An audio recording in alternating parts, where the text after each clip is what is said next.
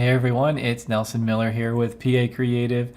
In this week's tutorial, I'm going to show you how to remove the project's custom post type from the WordPress dashboard. So the project's post type comes with Divi by default, and it associates with the portfolio module.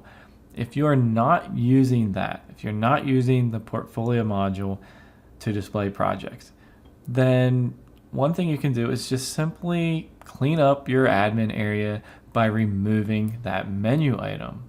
You can see here that it is always included by default. You can see projects, all projects, add new, categories, and tags. This could confuse someone if you had a client website or if you simply want to clean it up. There would be two good reasons to get rid of it. So in this video, I'm going to show you two ways to do that.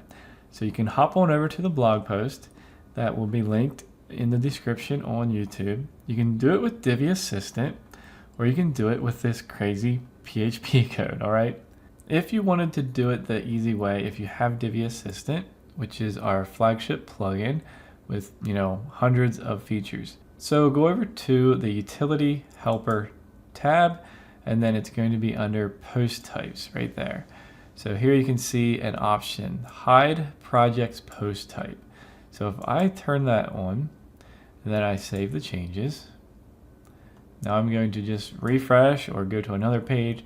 You can see it actually disappeared. In fact, I saw it completely disappear when I refreshed the page. If I wanted to show that again, Utility Helper, Post Types, disable that, save changes, refresh again, and there it is. So it's really that simple. And if you wanted to do it with PHP, here we have where you can paste the code. We have instructions. You can put it in your child theme or in a code snippet plugin. And you would simply copy the code here, and you don't have to edit anything with this code. Then you would simply go to your website, wherever you have that and want to do that, and you could go to Appearance and go to your theme file editor, go to your child theme.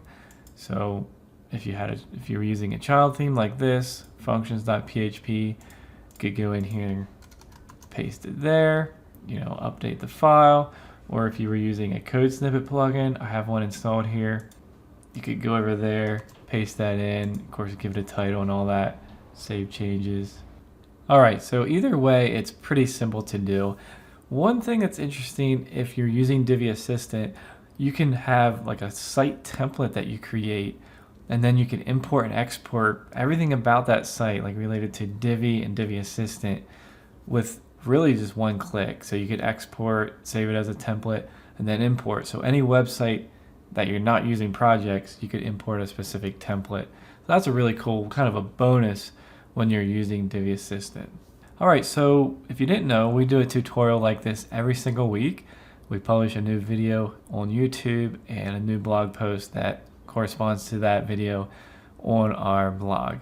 So go ahead and subscribe, and you'll get notified whenever we release a new one each week. All right, we'll see you all in our next video.